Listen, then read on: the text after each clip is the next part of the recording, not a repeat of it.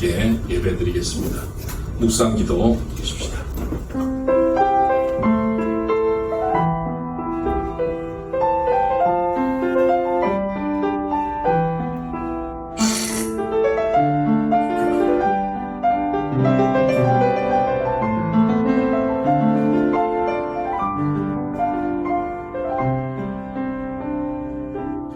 여호와께서 이스라엘 족속에게 이와 같이 말씀하시기를 너희는 나를 찾으라 그리하면 살리라. 아멘. 하나님, 이 세상에 그 어떤 것도 구하고 찾지 아니하고 오직 여호와 하나님, 우리 아버지를 찾아 주님 앞에 나온 주의 백성들을 주님 이 시간 만나 주시옵소서. 마음이 가난한 이들, 갈급한 이들, 주님 앞에 엎드려 의지하는 이들을 주님 이 시간 만나주시고 주님의 따뜻한 손길로 위로하여 주시고 주의 분명한 음성으로 깨닫게 하여 주셔서 주님 넘어진 이들이 일어나게 하시고 지친 이들이 힘을 얻게 하여 주시고 절망 가운데 있는 이들이 소망을 가지게 하시고 병든 이들이 고침받는 시간이 되게 하여 주시옵소서. 주님, 이 한 시간 우리가 예배 드릴 때에 성령으로 임재하셔서 영과 교통함이 풍성하게 일어나게 하여 주옵시고 우리가 드리는 예배가 주님 앞에 온전히 상달되어지는 신령과 진정으로 드리는 예배가 되게 하여 주시고 이 가운데 임재하여 주심으로 하나님의 준비하신 은혜, 예비하신 신령한 하나님의 은혜가 풍성히 부어지는 시간 되게 하여 주옵소서. 예수님 이름으로 축복하며 기도합니다. 아멘. 찬송가 615장 찬양하십시다.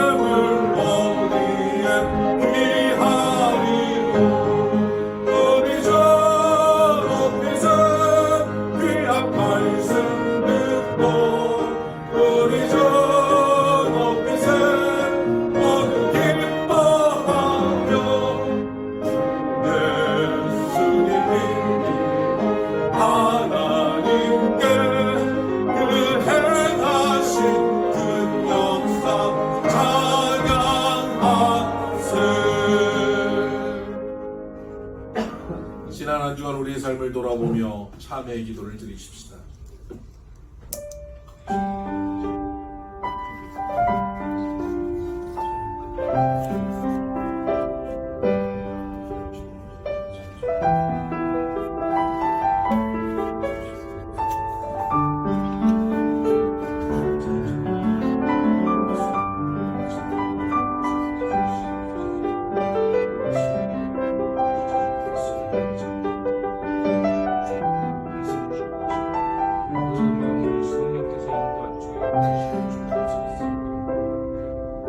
여기 제3의 말씀이 있습니다. 여호와께서 말씀하시되 오라 우리가 서로 변론하자. 너희 죄가 주홍 같을지라도 눈과 같이 희어질 것이요 진홍같이 붉을지라도 양털같이 되리라. 아멘. 우리의 신앙을 고백합니다. 나는 전능하신 아버지 하나님, 천지의 창조주를 믿습니다. 나는 그의 유일하신 아들 우리 주 예수 그리스도를 믿습니다. 그는 성령으로 잉태되어 동정녀 마리아에게서 나시고 본디오 빌라도에게 고난을 받아 십자가에 못 박혀 죽으시고 장사된 지 사흘 만에 죽은 자 가운데서 다시 살아나셨으며 하늘에 오르시어 전능하신 아버지 하나님 우편에 앉아 계시다가 거기로부터 살아있는 자와 죽은 자를 심판하러 오십니다.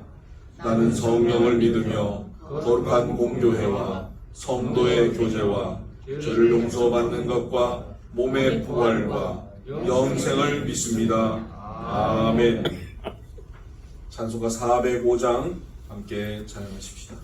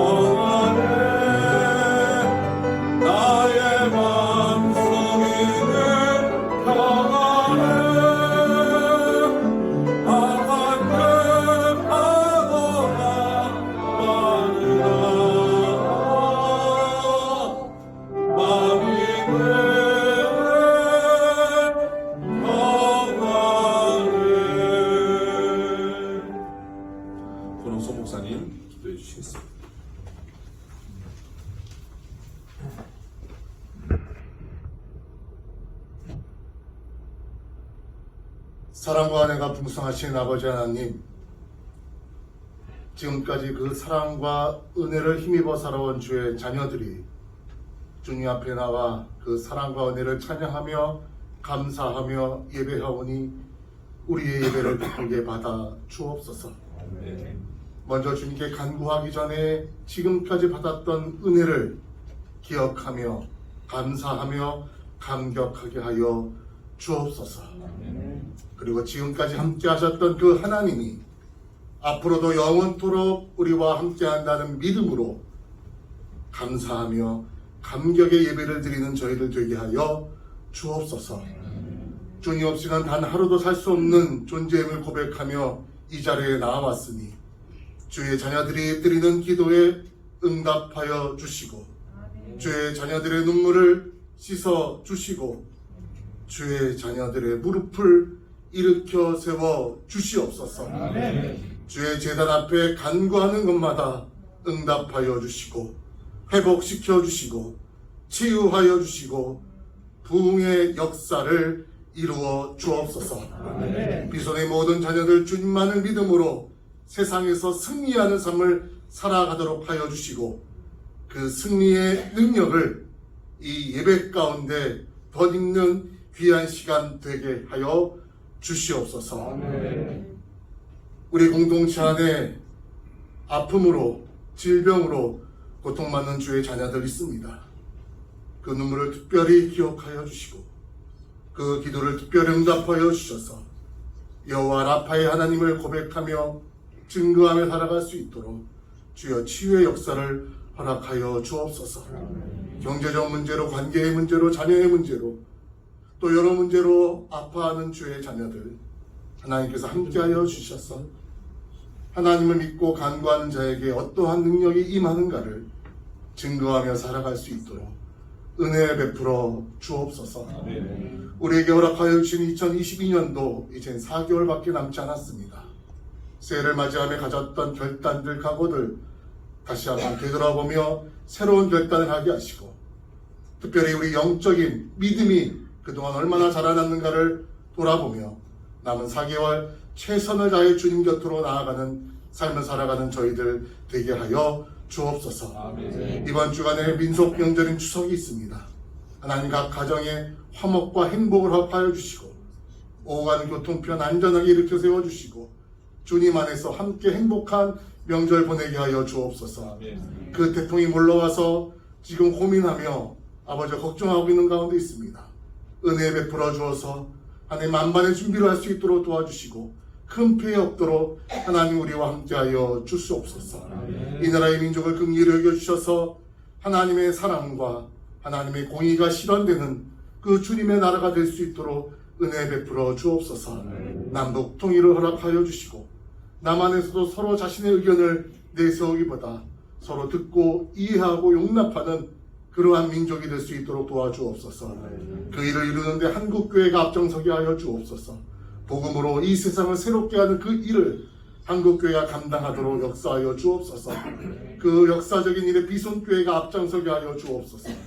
하나님의 나라와 하나님의 의를 선포하는 교회가 되게 하시고 섬김과 봉사와 사랑과 나눔으로 하나님의 하나님 되심을 선포하며 살아가는 비손의 모든 주의 백성들 되게 하여 주옵소서. 아멘. 하나님이 세우셨사오니 하나님이 책임져 주시고 이 교회를 통해 하나님의 뜻이 이 땅 가운데 가득 넘쳐나도록 역사하여 주옵소서. 빌레오 기독국제학교 함께하여 주셔서 하나님의 일꾼, 이 나라의 일꾼을 잘 양육하는 데 부족함이 없도록 주여 은혜 베풀어 주시옵소서. 아멘. 하나님 멀리 떨어져 있는 비스의 식구들 함께하여 주셔서 오고 가는 소식들이 감사와 기쁨의 소식들이 되게 하여 주시며 항상 하나님의 은혜로 온 찬양을 드리는 로즈가드 찬양대 함께하여 주셔서 그 찬양을 받아주시고 그 가정을 축복하여 주옵소서. 하나님 보이지 않는 손길 하나님 인도하여 주시고 지금도 각 곳에서 예배드리는 교회학교 함께하여 주셔서 그 예배 가운데서 하나님을 만나는 믿음의 역사가 일어나는 귀한 교회학교 예배가 되게 하여 주옵소서. 주의 말씀을 듣습니다. 하나님 우리의 영혼을 집중하여 주님의 말씀에 순종할 수 있도록 도와주시고 하나님의 마음, 하나님의 뜻, 하나님의 음성을 듣는 귀한 말씀 시간 될 수 있도록 이 시간 우리와 함께하여 주옵소서. 예수 그리스도의 이름으로 기도드립니다. 아멘.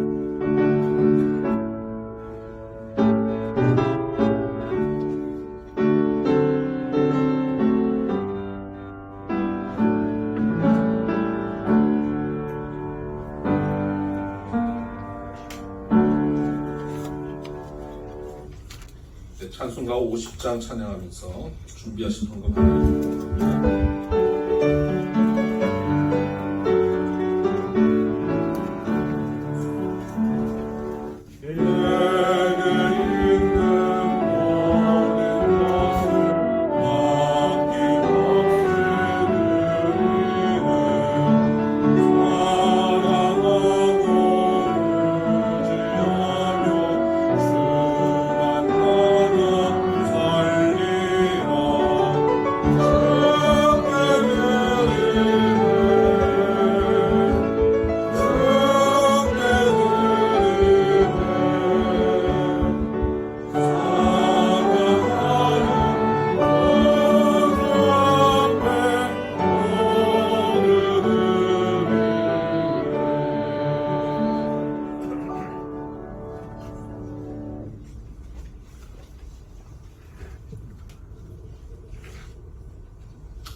네, 광고하겠습니다.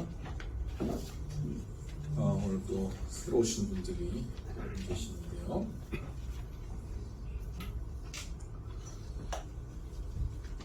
린다유 성도님이 인도해 오셨습니다. 우리 린다유 성도님과 하신 분은 김광석 성도님 계시죠?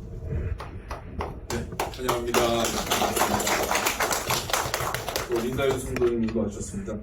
윤영민 성도님. 네, 환영합니다.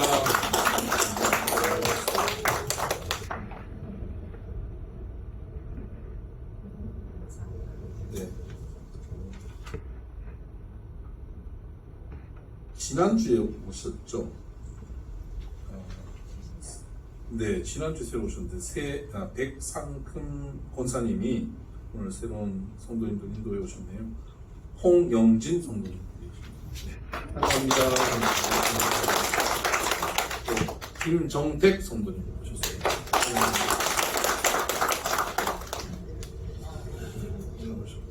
또 예, 오늘 두 번째 오셨는데 멀리서 오셔서 박수 해달라고 우리 장모님 적어 보내시는 민성기 성도님, 광길의 성도님 부부신데 포천에서 2주째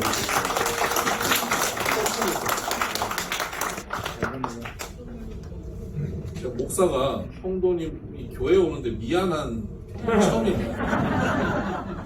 우리 교회 오는데 너무 미안해요. 포천에 좋은 교회 있을 텐데 너무 죄송해요. 네. 그리고 천세연 성도님 어머니 이혜양 성도님께서 아동부 전체와 또 새신자들을 위한 선물 세트를 만들어 오셨네요. 추석 선물 세트. 늘 이렇게 섬기시고 너무 감사합니다. 네, 박수 한번 하시죠.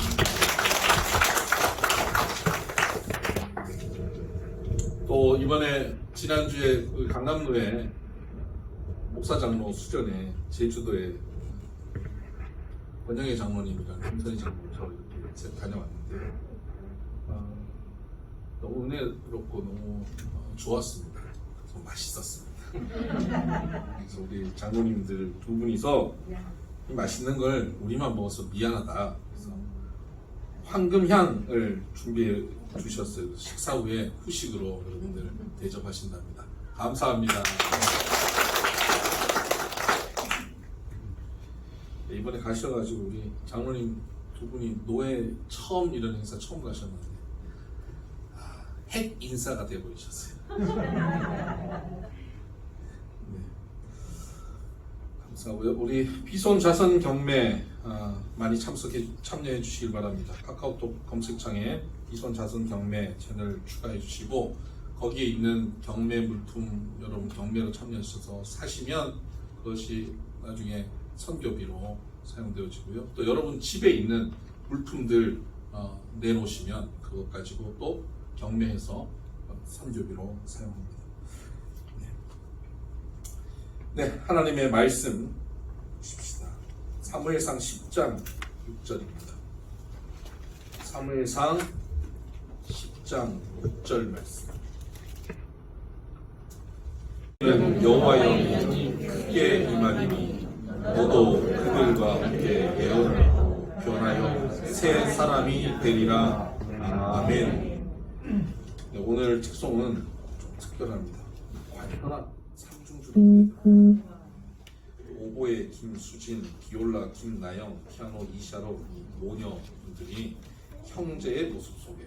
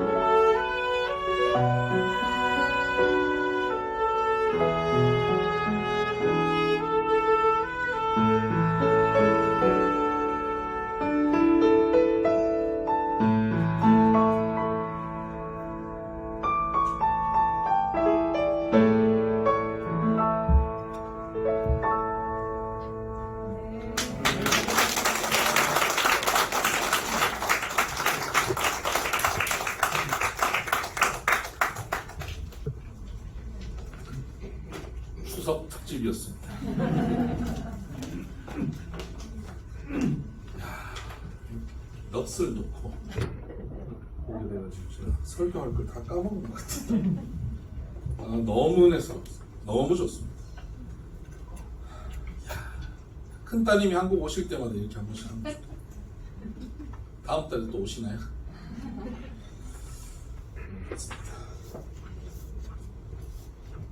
오늘 사무엘상 10장 6절 말씀으로 새 마음에서 새 사람으로 라는 제목 가지고 하나님 말씀 나누겠습니다. 지난 주간 우리 강남로의 목사장로 연합수련회 제주도에 잘 다녀왔는데요. 그 일정 가운데 곶자왈 환상숲이라는 곳에 방문했습니다. 좀 가보신 분 계십니까? 정말 환상숲이었습니다.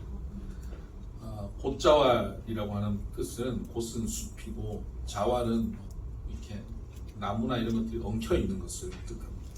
그러니까 밀림 같은 곳입니다. 그곳을 지금 운영하고 있는 분이 이형철이라고 하는 분인데 성도입니다. 아마 집사님인 것 같아요. 그분이 47세에 은행원으로 한 20여 년 일하고 있다가 47세에 뇌경색으로 쓰러집니다. 그 왼쪽이 완전 마비가 돼서 활동을 못해요. 화장실도 가지 못하고 혼자서 양치나 식사도 할 수 없는 그런 상황에 처해 있었습니다. 그분의 고백을 들어보니까 참 그때는 참 절망적이었고 캄캄했답니다. 아무 의욕이 없었고 자기를 위로해주는 말조차도 상처가 됐답니다. 그래서 누군가를 만나는 것이 힘들었다고 그렇게 얘기합니다. 근데 이분이 믿음의 사람이었습니다. 하나님의 말씀으로 그가 마음의 변화를 입습니다. 그리고는 그래, 나에게는 아직 좀 느리더라도 오른손이 있고 오른다리가 있으니까 느리더라도 뭔가를 하자. 내가 할 수 있는 게 뭐가 있을까? 집 뒤에 숲이 있는데 오래전부터 조금씩 구입해서 한 10,000평 가까이 숲을 갖고 있었습니다. 그 숲을 가꿔야겠다 생각한 겁니다. 돌을 하나씩 옮기고 숲에 길을 냅니다. 500m 이상 되는 숲의 길을 다 낸 2년이 지난 어느 날 온몸이 멀쩡해져 버렸습니다. 그리고는 그분이 몇 년 후 50대 후반이 되었을 때 거의 한 10년이 지났었죠. 10년 후에 그분이 제주도 배드민턴 대회에 나가서 입상을 합니다. 지금은 그 곶자왈 환상숲에 많은 사람들이 찾아오는데 연 인원이 15만 명. BTS나 악동 뮤지션, 유명한 가수들이 그곳에서 뮤직비디오를 찍고요. 드라마나 영화의 좋은 장소로 제공되기도 합니다. 지치고 절망 가운데 있는 이들이 그곳에 와서 그 이형철 씨의 이야기를 듣고 새 힘을 얻습니다. 그리고 숲에서 위로를 받습니다. 뿐만 아니라 그 지역의 많은 사람들이 가난하게 살고 있었는데 이 환상숲 때문에 경제적으로 도움을 받고 그 지역 전체가 회복되고 있답니다. 또한 그 지역에는 기독교인들이 1% 미만인데 이 가정만 예수 믿었는데 이 가정 제일 가난하고 또 뇌경색으로 어려움 겪었던 이 가정이 이런 복을 받는 걸 보면서 우리도 예수 믿으면 복 받겠냐 하고 찾아오는 사람들이 하나씩 둘씩 생기고 있다는 겁니다. 개인의 어려움, 절망적인 상황 속에서 마음이 바뀌면서 새로운 마음이 그에게 생기면서 그 마음이 그를 이끌어 환상숲을 만들었고 환상적인 인생으로, 환상적인 가정으로, 환상적인 마을로 변화시키고 있는 것을 보았습니다. 오늘 우리 주변에는 이형철 씨처럼 뇌경색으로 또한 뇌경색뿐만 아니라 여러 가지 경제적인 어려움으로, 정신적인 문제로, 관계의 갈등으로 많이 좌절하고 절망하고 마음이 어려운 사람들이 참 많습니다. 우리 대한민국은 OECD 국가 중에 우울증 발병률이 1위라고 합니다. 10명 중에 4명이 우울증이래요. 그 절반의 국민들이 거의 우울증에 시달려 살고 있다는 겁니다. 절반이 우울하니까 나머지 절반 또한 그 우울한 사람들 분위기 속에서 같이 우울해지는, 이 나라 전체가 우울하고 분노로 가득한 그런 사회를 형성하고 있다는 것이죠. 우울한 마음, 지친 마음, 절망적인 마음을 갖고 있는 이 나라의 많은 백성들, 우리 이웃들, 우리 스스로 이것에서부터 벗어나 이영철 씨처럼 그런 환상적인 삶을 살아갈 수는 없을까요? 여러분, 침체되고 마음이 무너졌던 경험들이 있으시죠?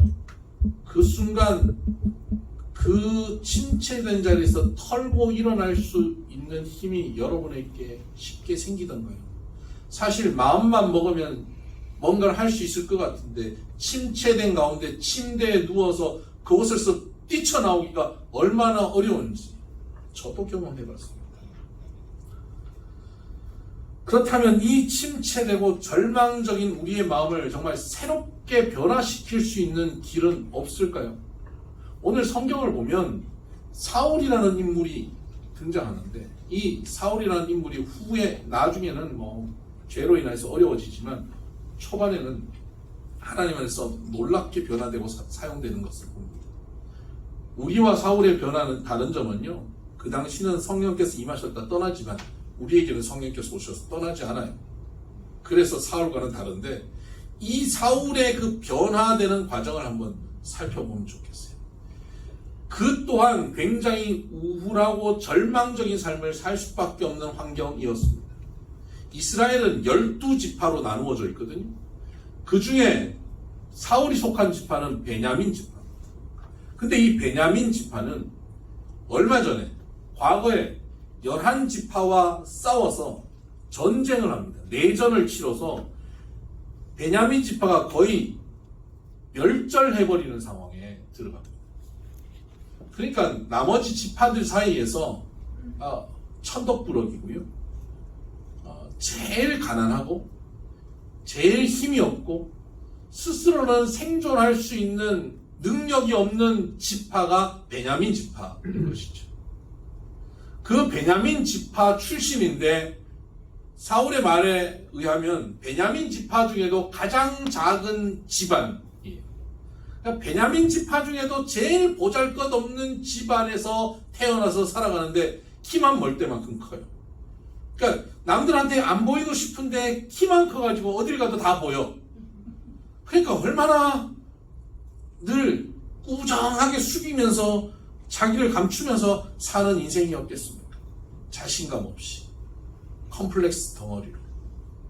그런 그가 자기 집에 그나마 먹고 살만한 경제적인 그 도움을 주는 것이 나귀를 키우는 것이었는데, 암나귀들이 집단으로 가출해버렸어요.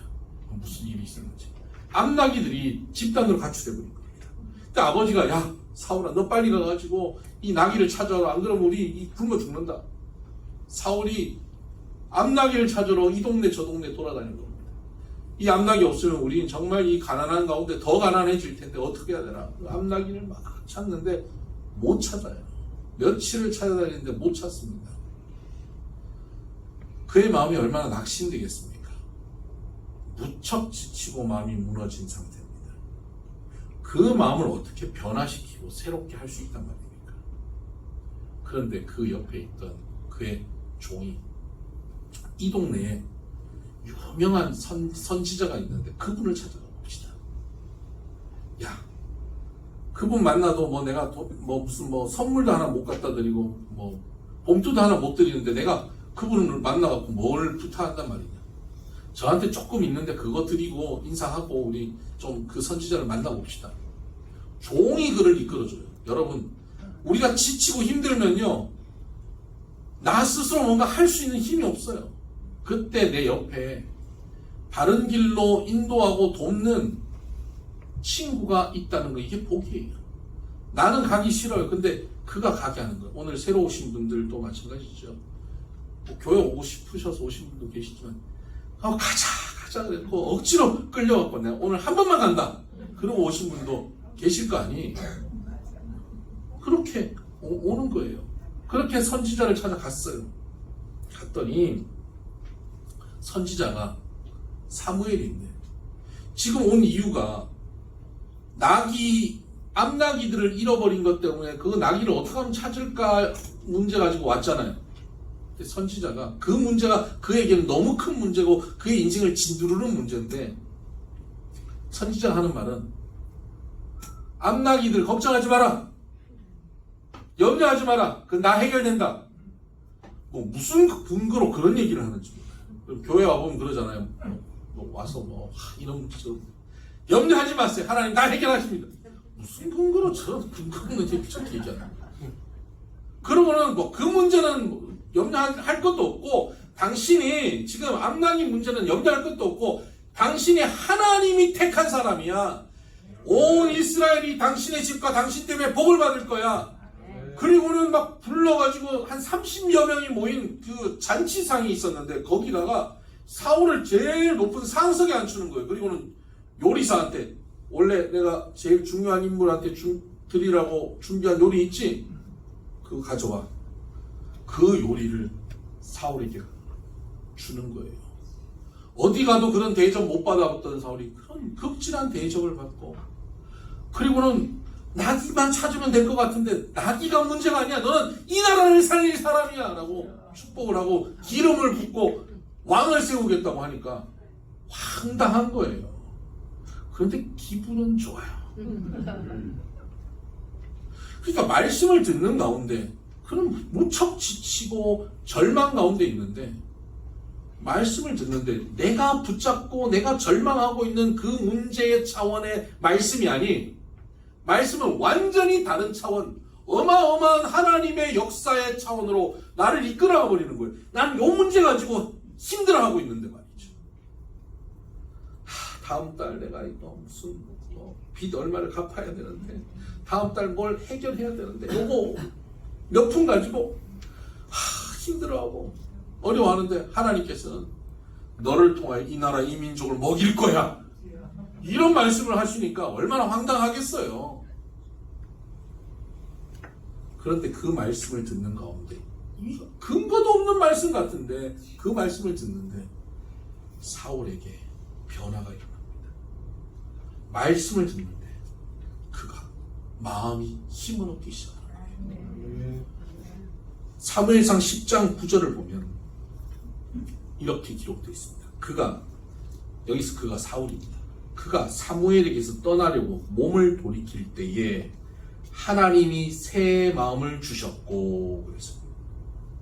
사울에게 그 말씀을 다 듣고 일어나려고 할 때 하나님께서 그에게 새 마음을 주셨다는 겁니다. 여러분, 우리가 지친 마음, 절망하고 병들고 마음이 무너져 있는 상황 속에서 그 마음을 움직일 수 있는 것은요, 누구 만나서 전화하면서 내 마음을 다 토해내고 같이 소주 한잔 마시고 먹고 죽자 내일은 해가 뜬다 아무리 그래 봐도 마음에 위로가 없어요.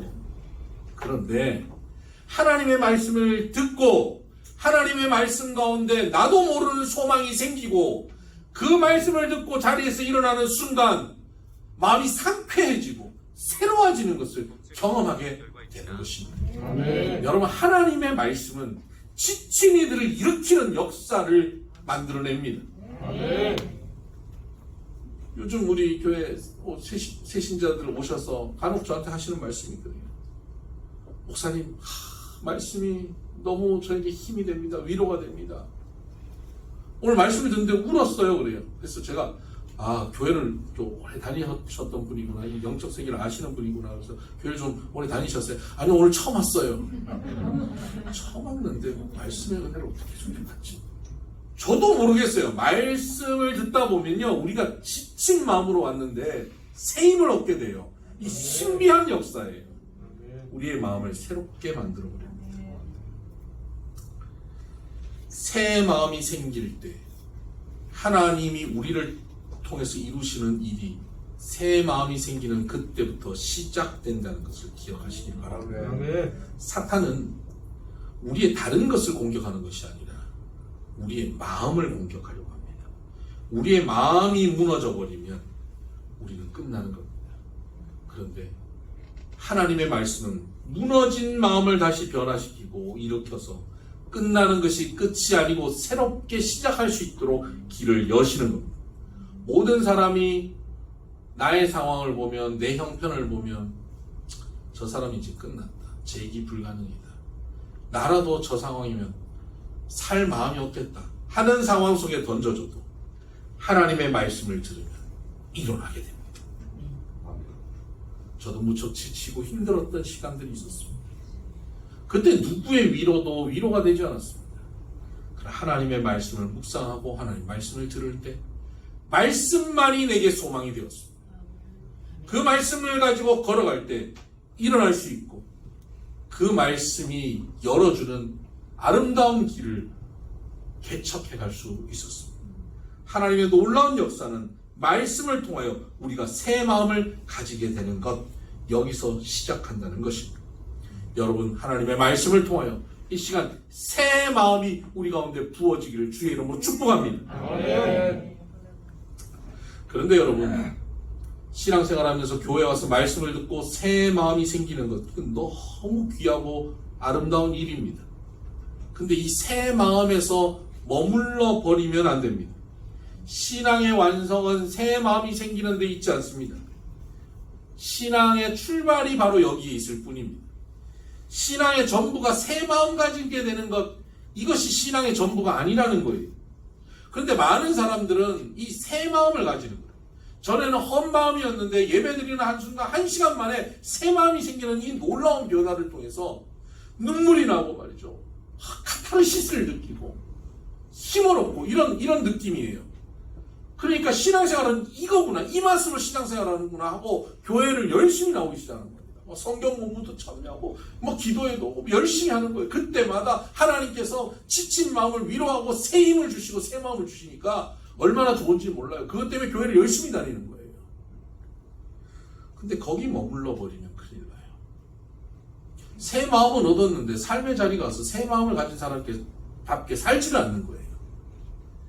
새 마음대로 작심하고 가는데 3일이면 끝나는 거죠. 작심 3일.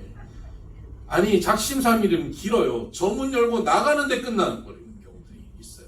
새 마음은 생겼는데 나가는 순간 삶의 자리에 가서 그 마음을 삶의 자리에 실천하지 못하고 사는 경우에요. 그냥 교회 와서 감동만 받는 것을 신앙이라고 착각하는 거예요. 여러분, 감동만 받는 것 계속 하다 보면 나중에 감동에도 무뎌집니다. 굉장히 드라이한 신앙생활을 하게 됩니다. 전혀 새롭지 않는 삶. 그리고는 그에게는 뭐만 있냐면 과거의 신앙의 추억만 있어요. 옛날에 그때 나도 그랬어, 나도 그랬었어, 이러면서 사는 거예요. 왕년에 그 옛날에 첫사랑, 예수님과의 만났던 그것만 기억하고 사는 안타까운 신앙인들이 얼마나 많은지 몰라요. 새 마음을 가진 사람은 그 새 마음이 우리에게 습관을 변화시키고 우리의 태도를 변화시키고 우리를 새롭게 만들어 삶이 변화되게 해야 하는 것입니다. 그래서 성경은 우리에게 에베소 4장 23절에 너희는 옛사람을 벗어버리고 새사람을 입어라 라고 말씀하고 있습니다. 새로운 마음을 새 사람이 그 마음을 끌고 가야 된다는 거예요. 우리의 옛사람은 새로운 마음이 와도 작심삼일로 무너져 버리는 것이죠. 새로운 사람이 되어서 그 마음을 가지고 살아야 말씀이 내 삶 가운데 실천되어지고 말씀의 놀라운 창조와 구원의 역사가 펼쳐지게 되는 것이죠. 그럼 어떻게 우리는 새로운 사람으로, 새 마음을 가진 자에서 새 사람으로 변화되고 성장할 수 있을까요? 사울은 어떻게 새 마음에서 새 사람으로 변화되었는지 오늘 본문은 우리에게 보여주고 있습니다. 사울은 사무엘에게 하나님의 말씀을 듣고 일어나면서 새 마음이 생겼죠. 그리고 돌아가는 길 가운데 그가 말씀이 자기 삶 가운데 성취되어지는 것, 말씀이 이루어지는 것을 경험합니다. 9절 하반절에 보니까 하나님이 새 마음을 주셨고 그날 그 징조도 다 응하니라 라고 말씀하고 있습니다. 징조가 다 응하였다. 7절을 보십시다. 이 징조가 내게 임하거든 너는 기회를 따라 행하라. 하나님이 너와 함께 하시느니라. 징조가 응하거든 또 징조가 응하였다. 징조가 뭐냐면요, 하나님의 역사가 일어났다는 것입니다. 하나님의 일이 그의 삶 가운데 일어났다는 거예요. 보통 벌어질 일이 아니라 하나님이 만들어주시는 일이 그의 삶에 나타난 것입니다. 여러분, 하나님이 역사해 주셔야 이루어지는 일, 얼마나 놀라운 일이겠습니까? 우리는 그것을 소위 기적이라고 얘기합니다. 하나님이 내 삶 가운데 기적을 행하시는 거예요. 와, 이건 있을 수 없는 일이 벌어졌어. 하나님이 하신 일이야. 기적 같은 일들을 경험하게 되는 거예요. 이게 징조죠. 징조는 사인이거든요. 하나님이 하셨다는 사인이에요. 근데 여러분, 여기서 헷갈려 하시면 안 되는 게, 사인은 그 사인의 목표하는 게 뭡니까? 메시지의 전달이에요. 오른쪽으로 왼쪽으로 메시지를 전달하는 겁니다. 징조의 핵심은 뭐냐면 메시지에 있어요. 무슨 메시지입니까? 하나님이 너와 함께 하느니라 하는 메시지예요. 그러면 땅이 갈라지거나 하늘이 열리거나 무슨 바다가 길이 생기거나 이런 어마어마한 기적을 통해서도 징조를 보여주시지만 매우 일상적이고 작은 일을 통해서도 하나님은 징조를 보여주실 수 있지 않겠습니까? 그러니까 징조는 기적을 통해서 나타나기도 하지만 기적만으로만 나타나는 것이 아니라 매우 일상적이고 평범한 일을 통해서도 나타날 수 있는 것이 징조입니다. 우리는 기적을 추구하고 살아가는 경우들 많은데요, 기적을 추구해봐야 그 기적이 이 땅 안에 벌어지는 일 아닙니까? 근데 징조는 뭡니까? 이 땅을 창조하신 하나님이 함께 하신다는 것이거든요. 뭐가 더 큰 거예요? 기적이 큰 거예요? 징조가 큰 거예요? 징조가 큰 거예요. 이 땅을 만드신 하나님이 지금 나와 함께 하신다면 능치 못할 일이 없지 않겠습니까? 이게 징조예요. 지금 사울이 길을 가면서 하나님의 징조가 응하여지는 걸 경험하거든요. 근데 그 징조가 대단한 징조가 아니에요. 사무엘이 그에게 말씀을 전해주었거든요. 야, 너 지금 길을 가다 보면 네가 이제 하나님이 왕을 세우실 텐데 하나님이 너와 함께 있어서 그 일을 할 거야. 근데 그 징조를 너에게 보여주는데 그 징조가 뭐냐면 네가 길을 가다가 라헬의 묘역 근처에 가면 두 사람이 나타날 거야. 그리고는 그 사람이 너한테 야, 너 빨리 집에 가서 아버지가 널 찾고 있더라. 너희 집에 그 잃어버렸던 암나기들은 다 찾았다. 이제 너를 잃어버려서 걱정하고 있다. 빨리 집에 가봐라. 이런 얘기를 할 거야. 한 거예요. 길을 가다 보니까 두 사람이 나타났는데 그 얘기를 하는 거예요. 이야, 말씀대로 이루어지네. 신기하다. 그리고 또 길을 가다 보면 세 사람이 나타날 건데 한 사람은 염소 새끼 3마리를 끌고 또 한 사람은 떡 3덩이를 가져오고 또 한 사람은 포도 한 가죽 부대를 메고 올 거야. 그 길 가다 보니까 그 사람들이 보이는 거예요. 세 사람이 오는데 염소 3마리, 떡 3덩이, 포도주 한 가죽 부대를 메고 가는 사람이 보이는 거예요. 그 사람들이 오더니 멈춰서 가지고 떡 2덩이를 사울에게 주고 가는 겁니다. 그 중에 떡 2덩이를 너에게 줄 거야. 이렇게 얘기하는 거예요. 여러분, 이 조합에서 떡 2덩이만 주고 갈 확률은, 수학 잘하시는 분들 확률을 한번 내보세요. 확률은 얼마나 될까요? 이런 일이 벌어진 거예요. 그때 사울에게는 이것이 징조가 응하였다는 확신이 생깁니다. 이 징조의 핵심은 뭡니까? 안 될 일이 벌어졌다, 불가능한 일이 일어났다가 아니에요. 징조의 핵심은 하나님이 너와 함께 하신다. 아멘. 망한 집안, 망한 지파, 다 잃어버릴 것 같은 절망적인 상황. 나는 하는 일들마다 안 돼. 나는 태어날 때부터 재수 없는 인생이었어. 이렇게 살아가는 사울에게 하나님이 너와 함께 하셔 라고 말씀하여 주시는 징조라는 사실이에요. 이 징조를 딱 깨닫는 여러분, 이 징조가 있으면, 하나님이 함께 하신다는 징조가 있으면 뭐가 두렵겠습니까? 아, 오늘 지금 내 종이랑 나랑 2명이니까 떡 2덩이 줬지. 내가 100명이었으면 100덩이도 주실 분이 하나님이시지. 10,000명이면 10,000덩이도 주실 분이 하나님이시지. 이 확신이 생기는 게 징조 아니겠습니까? 이런 징조가 저와 여러분 말씀을 듣고 일어나는 우리들에게 벌어지게 될 줄 믿습니다. 저희가 미국에 처음 가서 몇 달 안 됐을 때 저희 첫째 애가 초등학교 1학년 때였습니다. ABC도 모르고 미국을 갔는데 얘가 학교에 가서 뭐 말을 하겠습니까? 근데 이제 학교 가면 점심시간에 1불 25센트를 들고 와서 그걸 내면 점심을 먹는 거예요. 근데 그걸 못 챙겨줬어요. 깜빡하고 얘도 안 가져간 거예요. 1불 25센트가 없으니까 점심시간에 줄은 쫙 섰는데 자기 차례가 돼 가는데 돈이 없는 거예요. 얘가 얼마나 불안하겠어요. 말도 잘 못하고. 너무너무 불안했대요.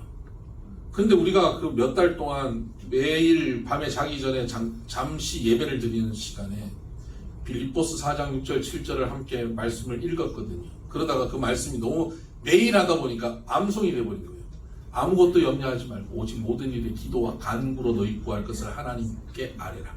그리하면 모든 지각에 뛰어나신 하나님께서 너희 마음을 그리스도 예수 안에서 너희 마음과 생각을 지키시리라. 이 말씀이 외워진 거예요. 얘한테. 줄 서 있는데 아무것도 염려하지 말고 나 지금 돈이 없어서 염려가 되는데 아무것도 염려하지 말고 오직 모든 일에 기도와 간구로 기도 하나님께 아뢰라는 거예요. 그래 그렇게 했대요. 그래서 자기가 차례된 거예요. 말도 잘 못하니까 뭐라 그랬겠어요? 노머니 이렇게 얘기했죠. 노머니. 그랬더니 선생님이 화나게 웃으면서 밥을 주더래요. 너무 맛있게 먹고 집에 와서 흥분해서 얘기하는 거예요. 오늘 이런 일이 있었다고. 하나님이 이렇게 함께 해주셨다고. 너무 기쁘잖아요. 이게 징조예요. 근데 알고 봤더니요. 그렇게 애들이 돈 안 가져오면 먼저 밥을 그렇게 준대요. 나중에 돈 가져오면 되니까. 특별한 일도 아니에요. 남들한테는 일상적인 일이에요. 그런데 뭡니까? 얘는 하나님께 기도하고 말씀을 붙잡고 있다 보니까 이게 하나님이 나와 함께 하시는 징조가 돼버린 거예요. 이 일이 특별한 일이냐 놀라운 일이냐가 중요한 게 아니, 내가 이 일을 통하여 하나님이 나와 함께 하신다는 것을 느끼느냐 못 느끼느냐가 중요한 거예요. 사울은 지금 그것을 느낀 거예요. 여러분의 삶 가운데 하나님의 징조를 이렇게 느껴보시기를 바랍니다. 지난주에 그런 고백 들었어요. 우리 교회 오신 지 2주 되셨던 분이 지난주에 3번째 오셨죠. 우리 교회 오기 전에 그 전주는 절에 가서 스님이랑 놀다 오셨대요. 네, 저기 앉아 계시죠. 그런데 2번 오셨다가 내가 교회를 가. 그러고 이제 안 갈래. 그러고 있었다는 겁니다. 그런데 서울 쪽에 출근하고 있던 직장에서 새로운 곳으로 발령을 내는 거예요. 당신 여기 가서 일을 하세요. 라고. 주소를 받아서 거기를 찾아와 보니까 여기에요. 우리 교회 여기 모델하우스. 이게 징조가 아니고 뭡니까? 하나님이 함께 하신다. 내가 너와 함께 한다. 너는 나를 생각하지 않아도 나는 너를 생각하고 나는 너를 사랑한다는 하나님의 징조예요. 여러분 삶 가운데도 이런 징조는 늘 있을 거예요. 우리가 그걸 무심히 넘겨버려서 문제지. 하나님이 함께 하신다는 그 징조를 깨닫고, 그리고는 사울이 또 길을 걸어가는데 여호와의 산에서 선지자들이 내려오면서 찬양하고 내려오는데 그들과 만났어요. 그때 하나님의 영이 사울에게 크게 임합니다. 그리고는 그가 변하여 새 사람이 됩니다. 7절을 볼까요? 6절을 볼까요? 내게는 여호와의 영이 크게 임하리니 너도 그들과 함께 예언을 하고 변하여 새 사람이 되리라. 징조를 가진 이 사울이 길을 가다가 영적으로 충만한 선지자 그룹들, 그러니까 은혜 받은 사람들, 믿음 좋은 사람들과 함께 만난 거예요. 그들과 함께 찬양하고 기도하고 예배하는 순간 하나님의 영이 그에게 크게 임한 것입니다. 여기서 영이 크게 임했다라고 하는 이 문장이 영어 성경 CV 버전에 보면 Take control of you, 장악하였다, 너를 장악하였다, 이렇게 표현하고 있습니다. 하나님의 영이 너를 장악해버렸다, 완전히 붙잡고 끌고 가버리는 겁니다. 성령은 우리를 확 장악하시지 않으세요. 매우 인격적이서 우리의 선택을 존중하고 기다리시고, 우리가 제대로 안 할 때 우리를 위해서 눈물로 기도하시는 분이 성령의 역사인데, 이 성령께서 어느 날 우리를 take control of you, 우리를 장악해버리는 순간이 있어요. 언제 그렇습니까? 하나님의 말씀을 듣고 마음이 새로워지고 그 말씀을 가지고 징조를 따라 걸어가면서 하나님이 나와 함께 하시네, 정말 하나님이 함께 하시네, 그 감격, 그 은혜, 그 확신 가운데 가득 찼는데 하나님이 함께 하시는 또 다른 사람들과 만나서 그들과 함께 찬양할 때 하나님은 take control of you, 하나님께서는 우리를 장악해버리는 역사를 펼치십니다. 그때 사울이 새 사람으로 변화되는 것입니다. 옛 사람을 벗어버리고 새 사람이 되는 순간, 바로 믿음의 형제자매들이 함께 모여 예배하는 이런 자리, 성령 충만한 사람들이 함께 모여서 교제하는 이 자리가 바로 하나님께 장악되어 버리는 자리입니다. 하나님께 장악되면 이제부터 나의 삶을 내 능력으로 살지 않아요. 하나님이 공급하시는 능력, 하나님이 부어주시는 지혜, 하나님의 사랑으로 살아내게 되는 것입니다.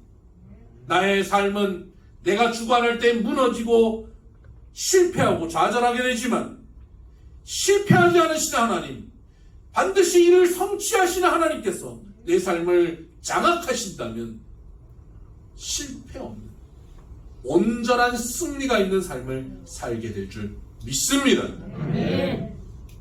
오늘 저와 여러분이 하나님의 말씀 가운데 새 마음을 얻고 그 말씀이 우리 삶 가운데 이루어지는 하나님의 징조를 경험함으로 하나님이 함께 하신다는 걸 깨닫고, 그 깨달음을 가진 우리들이 이 자리에 함께 모여 예배할 때마다 하나님께 장악되어 버리는 하나님 사람 되기를 주의 이름으로 축복합니다. 기도하십시오. 하나님 아버지, 감사합니다. 지치고 피곤하고 좌절되고 절망한 마음들이 얼마나 많은지 모릅니다. 우리도 때로 그러한 침체 가운데 빠져서 우리 스스로 우리의 인생을 끌고 가지 못하고 무너져 있던 때가 많이 있음을 고백합니다. 그런 우리들을 이런 방법 저런 방법으로 이 자리에 부르시고 하나님의 말씀을 듣게 하여 주시니 감사합니다. 주님, 이 자리에서 일어나 나갈 때에 우리의 마음이 상쾌하여지고 마음이 새로워지게 하여 주옵소서. 또한 우리의 삶의 자리에서 이 말씀이 성취되고 하나님이 나와 함께 하신다는 것을 느낄 수 있는 사건들을 허락하여 주셔서 하나님이 나를 사랑하시는구나, 하나님이 나와 함께 하시는구나를 깨닫게 하여 주옵시고, 이 깨달음을 가진 우리 비손의 성도들이 함께 모여 예배할 때마다 하나님의 영이 우리를 완벽하게 장악하여 주셔서 더 이상 우리의 옛사람이 우리의 삶을 이끌어가는 인생이 아니라 하나님이 우리의 삶을 이끌어가시는 하나님의 나라로 살게 하여 주시옵소서. 예수님 이름으로 축복하며 기도합니다. 아멘. 찬송가 289장 함께 찬양하십시오.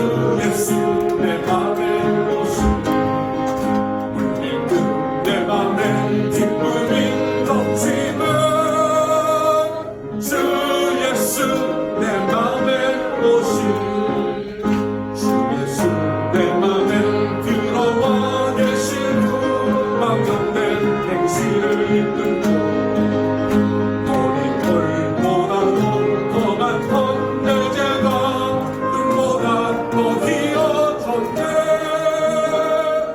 주 예수 내 맘에 오신 주 예수 내 맘에 오신 내 맘에 기쁨이 넘치는 주 예수 내 맘에 오신 내 맘에 소망을 든든히 가지는 주 예수 내 맘에 오신 의심의 구름이 사라져버림도 주 예수 내 맘에 오신 주 예수 내 맘에 오신 주 예수 내 맘에 오신 물밀듯 내 맘에 기쁨이 넘치는 주 예수 내 맘에 오신 사방에 음침한 골짜기 나다가 밝은 빛 보령이 비쳐 저 멀리 하늘은 환하게 보임도 주 예수 내 맘에 오신 주 예수 내 맘에 오신 주 예수 내 맘에 오신 물밀듯 내 맘에 기쁨이 넘치는 주 예수 내 맘에 오신 내가 저 천성에 올라가 살기는 주 예수 내 맘에 오신 천성에 올라가 주님을 내리니 그 기쁨 이길 데 없네. 주 예수 내 맘에 오신 주 예수 내 맘에 오신 물밀듯 내 맘에 기쁨이 넘치는 주 예수 내 맘에 오신 말씀을 붙잡고 우리의 목소리로 주님 앞에 기도합시다. 혹시 지치고 좌절하고 침체된 마음으로 혹시 이 자리에 나와 있습니까? 풀 수 없는 문제 가운데 있습니까? 하나님의 말씀 가운데 새 마음을 주시옵소서. 이 자리에서 일어나 나갈 때에 내 마음을 새롭게 하여 주옵소서. 그렇게 기도하십시오. 또한 우리의 삶의 자리에서 하나님이 함께 하신다는 징조를 깨닫게 하여 주시옵소서. 하나님이 나와 함께 하시는구나 고백하며 살게 하여 주시옵소서. 그런 고백이 모여 우리 고백하는 이들이 함께 모여 예배하는 이 자리에 하나님의 강력한 임재가 있어서 크게 임하셔서 우리를 장악하셔서 새 사람으로 변화하여 하나님의 나라로 살 수 있는 우리 모두 되게 해달라고 같이 기도하며 나갑니다. 기도하십시오. 하나님 아버지 감사합니다. 지친 이들, 병든 이들, 마음이 무거운 이들, 심체된 이들을 주님 이 시간 만나주시옵소서. 말씀하여 주시옵소서. 말씀을 듣고 새로운 마음이 생기게 하여 주옵소서. 상쾌한 마음이 생기게 하여 주옵소서. 하나님이 주시는 새 마음으로 일어나게 하여 주옵소서. 삶의 자리에서 내가 너와 함께한다. 내가 너를 사랑한다. 내가 너를 도우리라. 내가 너의 아버지가 되며 내가 너와 함께 이 길을 걸어갈 것이라는 주님의 약속을, 주님의 동행함을, 주님의 함께 하시는 징조를 맛보게 하여 주시고 이 징조를 가진 이들이 함께 모여 예배할 때에 장악하여 주시고 통치하시는 성령 충만한 역사가 우리 가운데 나타나게 하여 주시고 하나님의 나라가 우리 삶 가운데 펼쳐지는 우리 비손의 가족들 되게 하여 주옵소서. 하나님 아버지 감사합니다. 하나님 우리의 간절한 기도를 들어주시고 새 마음을 허락하여 주시옵소서. 우리의 삶 가운데 하나님의 징조를 누리게 하여 주심으로 내가 너와 함께한다. 내가 너를 도우리라. 반드시 내가 이루리라는 주님의 약속이 우리 가운데 깨달아지게 하여 주옵시고 하나님 이러한 징조를 가진 이들이 주일마다 모여서 예배할 때에 하나님 이 자리에 하나님의 성령의 능력이 크게 나타나게 하여 주시므로 우리 각 사람을 장악하여 주시고 새 사람 되게 하여 주시옵소서. 귀한 예물 주님 앞에 바칩니다.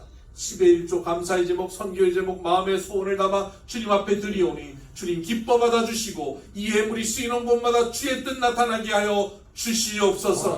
하나님 아버지, 우리 성도들의 가정과 직장과 사업체를 주여 복되게 하여 주시고 하나님 가정이 천국 되게 하여 주시옵소서. 하나님 아버지, 우리가 행하는 모든 일들이 하나님께서 친히 행하시는 일들로 우리가 주님께 장악되어서 사는 인생 되게 하여 주시옵소서. 우리의 자녀들을 온전히 주님 앞에 내어드립니다. 주님 앞에 거룩하고 아름다운 하나님의 자녀들로 성장하게 하여 주시옵소서. 육신이 연약한 이들을 주님 앞에 고합니다. 우리 천세은 간사, 정경호 집사님, 장기호 집사님, 이희섭 집사님, 오윤 집사님, 전도사님 아버님, 하나님께서 붙잡아 주시고 만져주셔서 깨끗이 치료되고 회복되고 건강한 모습으로 본인의 삶의 자리로 돌아오게 하여 주옵시다. 하나님께 영광 돌리며 살 수 있는 귀한 이들 되게 하여 주옵소서. 우리 여러 가지 문제들 가운데 주님 함께 임재하여 주셔서 사람의 방법이 아닌 하나님의 방법으로 그 문제들을 풀어주시고 이 문제가 우리에게 고통이 아니라 우리에게 가장 아름다운 선물을 담은 역사들이 되게 하여 주시옵소서. 우리 비손교회를 부흥케 하시고 날마다 성령 충만하게 하시고 이 지역에 죽어가는 영혼들을 살려내게 하여 주시고 한국교회 모범적인 교회로 서게 하여 주시옵소서. 필레오 기독 국제학교를 축복하셔서 하나님의 뜻이 이루어지는 아름다운 학교로 세워져 이곳 자라는 아이들이 이 나라 이 민족 세계 열방의 하나님의 일꾼으로 든든히 살 수 있도록 주여 복내려 주옵소서. 추석 연휴를 앞두고 있습니다. 우리 성도님들 먼 길 건강하게 무사히 잘 다녀오게 하여 주시고 오랜만에 만나는 우리 가족들 일가 친척들에게 믿음의 사람의 본을 보이게 하시고 잘 섬겨서 복음이 흐르게 하는 귀한 시간 되게 하여 주옵소서. 태풍이 다가오고 있습니다. 큰 피해 없도록 주께서 지켜주시고 이 가운데 우리 성도들 어려움 당하지 않도록 주님 도와 주옵소서. 이제는 우리 주 예수 그리스도의 은혜와 하나님 아버지의 극진하신 사랑과 성령님의 감화 감동 교통 역사 충만하심이 주님의 말씀 안에 새로운 사람 마음이 되고 그 마음을 가지고 새 사람으로 변화되어지기를 소원하는 사랑하는 비손의 모든 믿음의 권속들 머리 위에 이들의 삶의 길 위에 이제로부터 영원토록 함께 하시기를 간절히 축원하옵나이다. 아멘.